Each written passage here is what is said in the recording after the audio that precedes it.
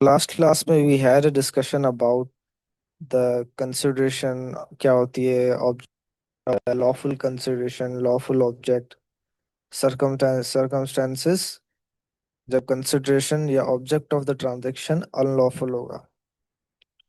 तो थोड़ा सा गैप आ गया लेक्चर्स के अंदर, क्योंकि रिजल्ट का टाइम था जो है वो थोड़ा सा क्या बोलते हैं कि वो पहुंच जाए। ठीक है, पहले रिजल्ट की टेंशन में नहीं पड़ा जाता, फिर बाद में अगर रिजल्ट बुरा आ जाए या रिजल्ट अच्छा आ जाए तो खुशी में या गम में, दोनों में नहीं पढ़ा जाता। तो कहना चाहिए रिजल्ट के आसपास। ठीक है, तो आज का जो हमारा टॉपिक है, लास्ट टॉपिक है इस चैप्टर का, वो है एग्रीमेंट्स विदाउट कंसिडरेशन। क्या कंसिडरेशन के बगैर भी एग्रीमेंट हो सकता है? कंसिडरेशन के बगैर भी एग्रीमेंट हो सकता है, ये हमें लॉ बताएगा। लॉ क्या बोल रहा है? Agreements without consideration are void. ठीक है, एग्रीमेंट्स विदाउट कंसिडरेशन वॉइड है, मतलब फ्रॉम द बिगिनिंग वॉइड ही नहीं है, void ab initio from the beginning. Except, exception आ गए। ठीक है, एक्सेप्ट उसके अंदर ये चार एग्रीमेंट्स कौन कौन से? Agreement made on account of natural love and affection. Number two, promise to compensate for past voluntary service. Section में क्या कि लेट से फादर एंड सन का रिश्ता है। ठीक है, दोनों पार्टीज का नियर रिलेशन है, father and son, mother and son, mother and daughter, father and daughter, husband and wife, girlfriend and boyfriend नहीं है इसके अंदर। Parties stand in near relation but girlfriend and boyfriend love and affection में नहीं है। हो सकता है पाकिस्तान में नहीं है, लेकिन अगर यूरोप चले जाए, अमेरिका चले जाए, तो तब भी ये वहां पर ये एग्रीमेंट ठीक रहेगा। ठीक है, यहाँ पर तो कोर्ट तुम्हें धकेल के बाहर निकाल देगी। तो compensate past past voluntary service कुछ ऐसा है कि for example this is Zeeshan भाई। जीशान भाई है, उनका एक्सीडेंट हो गया। ठीक है, रास्ते में शारा फैसल पे जा रहे थे, एक्सीडेंट हो गया उनको कोई। तो आपने क्या किया? आप जीशान भाई को, किसको? जीशान भाई को लेके चले गए हॉस्पिटल मुरव्वत में भाई। आप उनको हॉस्पिटल लेके चले गए। क्या आपका पता ईशान भाई कि आप उनको हॉस्पिटल लेकर जाएंगे? नहीं, आपने वॉलेंटरीली आपने क्या किया? उनको हॉस्पिटल लेके चले गए, उनका इलाज करवाया, जो भी हो। ठीक है, आपने अपनी सर्विस दी, वो सर्विस जिसका आपको पता है आपको कोई कंसिडरेशन नहीं मिली। ठीक है, उसके बाद टाइम बार्डर। अच्छा, कुछ डेट्स ऐसे होते हैं, फॉर एग्जांपल माइन, जो डेट होता है ना वो कितना बड़ा है, इसके अंदर हमें देखना पड़ेगा। टाइम बार्ड का मतलब ये है कि एक टाइम के बाद जो डेट है वो इन्फोर्स की इन्फोर्सेबिलिटी खत्म हो जाए। For example, A is a company, A company and B company. A company ने बी कंपनी को लोन दिया, बहुत माइनर सा लोन दिया, लेट से 2 लाख रुपीज, 2 लाख रुपए आज के जमाने में कुछ भी नहीं है। So A company loaned 2 lakh rupees to B company, और ए कंपनी जो है वो भूल जाती है, भूल जाती है, फॉरगॉटन। ए कंपनी भूल जाती है, वो बोलती है 2 लाख रुपए अभी भी आ जाएंगे, और वो टाइम गुजरता गया, इन्होंने बी कंपनी भी फ्री हो गई। यार ये मांग ही नहीं रहे, इनको क्यों दें? तो ऐसे कर करके 5-6 साल गुजर गए। ए कंपनी के ऊपर बुरे बुरे हालात आ गए, ये चले गए कोर्ट में। तो कोर्ट इनको बोलेगी कि तुम्हारा है ना वो तो टाइम बार्ड हो चुका है। क्या हो चुका है? टाइम बार्ड हो चुका है। मतलब तुम्हें अभी याद आ रहा है कि भाई पैसे उसके पास उधार है, पहले कहाँ थे तुम? ठीक है, लेकिन यहीं पर अगर टैग की जगह 2 करोड़ का लोन होता, तो फिर हम क्या कहते हैं? 2 करोड़ का लोन होता तो फिर इन्फोर्सेबल होता, फिर टाइम पीरियड भी बढ़ जाता है। तो ये जजमेंट के हिसाब से होता है। वो जजमेंट जब हम पास्ट पेपर करेंगे तो स्टूडेंट का मैं बताऊंगा कि कैसे पता लगे कि यार ये जो है वो डेड टाइम बार्ड है। लेकिन जरूरत नहीं है, क्योंकि बिजनेस लॉ के पेपर में ना क्या होता है कि वो बता देता है कि डेड बार्ड था, ठीक है। उसमें हमें देखना नहीं पड़ता कि डेड टाइम बार्ड है या नहीं है, उस में बता देता है, ठीक है। कंप्लीटेड गिफ्ट्स, इसको समझाने की जरूरत नहीं है। गिफ्ट्स का लेन देन तो आपको पता है, इसमें आप लोग कर चुके होगे। तो agreement made on account of natural love and affection, मैंने बोला था कि ये जो पार्टीज इन नियर रिलेशन होंगी उनके बीच में होगा। हस्बैंड वाइफ हो सकते हैं, बाप बेटा, बेटा अम्मा बेटी, ठीक है। तो कोई रिश्तेदार नहीं उसमें, ठीक है। तो ये इन्फोर्सेबल कब होगा, ये वॉइड कब नहीं होगा, जब ये राइटिंग में होगा, ठीक है।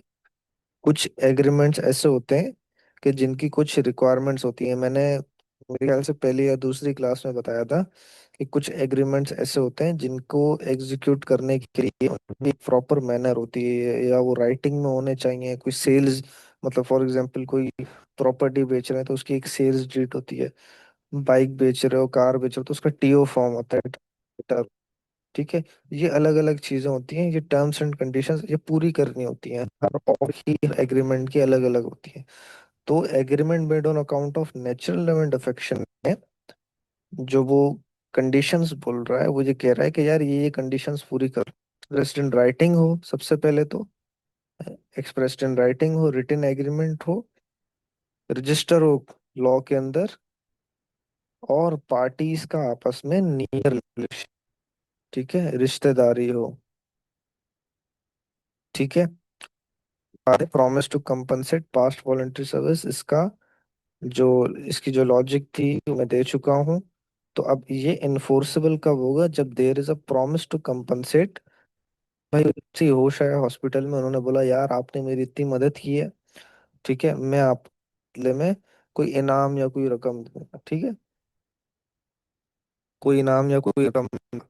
तो क्या, जब आप अ, इनको हॉस्पिटल लेके जा रहे थे तो आपके बीच में कोई एग्रीमेंट हुआ था कि यार जिशान भाई मैं आपको हॉस्पिटल लेके जा रहा हूँ और मुझे जो है इतने इतने पैसे, इतने इतना इनाम दे देना यार? तो एग्रीमेंट तो नहीं हुआ था। जिशान लोग बेहोश थे, वो उठ गए, उन्होंने देखा हाँ यार इस बंदे ने मेरे लिए इतना किया है तो मैं इसको कोई इनाम या रकम दे देता हूँ। तो इनाम या रकम कोई कंसिडरेशन थोड़ी है, उसके अगेंस्ट आपने कोई सर्विस दी है क्या? हाँ दी है, लेकिन उस वक्त कोई एग्रीमेंट तो नहीं था ना। Offeror must be aware of, sorry, acceptor must be aware of the offer at the time of acceptance। तो एक्सेप्टर जो कि हम हैं, हम अवेयर थे कि जिशान भाई जो है वो, कि जो है वो जिशान भाई ने कोई ऑफर लगाई हुई, उस वक्त तो ऑफर थी ही नहीं ना। उस वक्त तो कोई ऑफर थी ही नहीं जब हम उनको हॉस्पिटल लेके जा रहे थे। ये तो बाद में उनको होश आया, उन्होंने बोला यार हाँ ये बंदा जो है ना कोई अमाउंट डिजर्व करता है, इसकी शक्ल पे जो है वो गुर्बत दिख रही है, इसने फिर भी मेरी मदद की है, तो इसको कोई इनाम दे देते हैं, ठीक है। Promise to compensate a person who has already done the promisor, मतलब कंसिडरेशन की बात ही तब हो रही है कि जब प्रॉमिसर कोई चीज कर चुका है प्रॉमिसी के लिए। प्रॉमिसर कोई चीज कर चुका है, जैसे हम जिशान भाई को, हमने अपना जो है वो ईदी वाला काम पूरा किया, ईदी एम्बुलेंस बन गए हम जिशान भाई के लिए और हॉस्पिटल ले गए उनको। तो ये क्या था, एक सर्विस थी, एक चीज थी, कुछ हम कुछ कर चुके थे। We had already done something for the promisor, जो कि यहाँ पर है ईशान भाई, ठीक है सर। उसके बाद है टाइम बार डिडक्ट।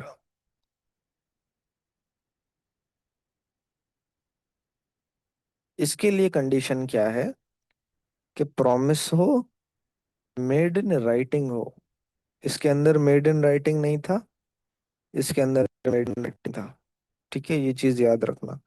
साइंड हो, ड्यूली साइंड बाय लेटर जिससे पैसा लेना है, अकाउंट रिसीवेबल भी हो सकता है, कोई भी इंसान जिससे पैसा लेना है, relates to payment of time barred debt, दूसरी कंडीशन। तीसरी कंडीशन ये है कि क्रेडिटर उस पेमेंट को इन्फोर्स नहीं कर सकता था due to law of limitation. Law of limitation क्या, कि एक टाइम के बाद एक लिमिट होती है, उसके अंदर अंदर भाई अपना डेट वापस मांग लो। ठीक है, उसके बाद मदद होते हुए। तो क्रेडिटर पेमेंट इन्फोर्स नहीं, जिस जिस बंदे के पैसे उधार हैं दूसरे बंदे पे, वो कर्जदार पे इन्फोर्स नहीं कर सकता पेमेंट, कर्जदार से पैसे नहीं निकालवा सकता लॉफुली।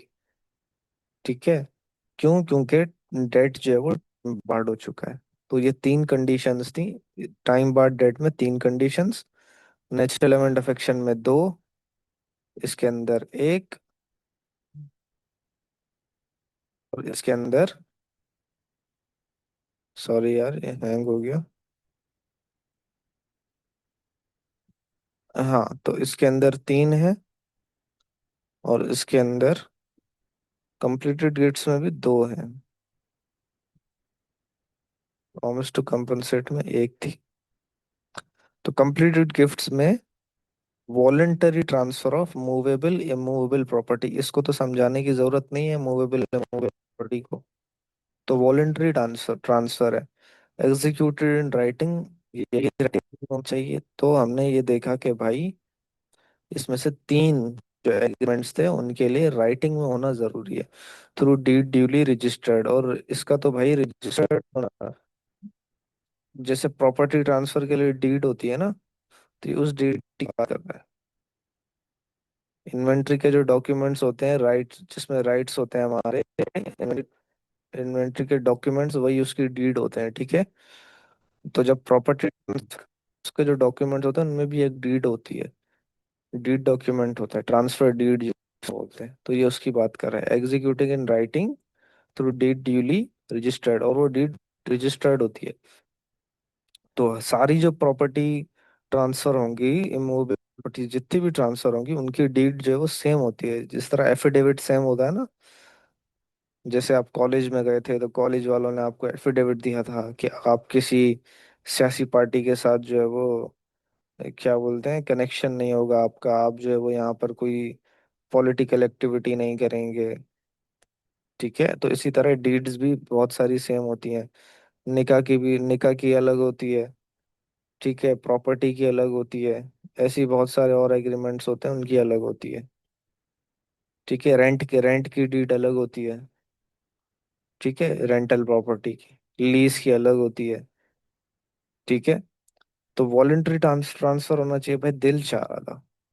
ठीक है, दिल से करना, दिल से ट्रांसफर कर रहा हूँ, दिल से गिफ्ट कर रहा हूँ।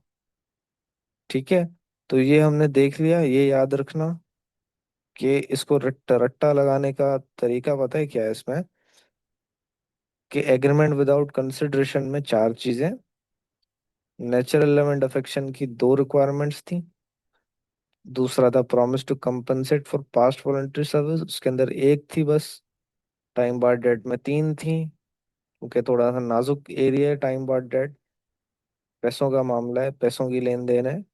और कंप्लीटेड गिफ्ट्स में दो बातें। ठीक है, तो I hope you understood it. Allah Hafiz.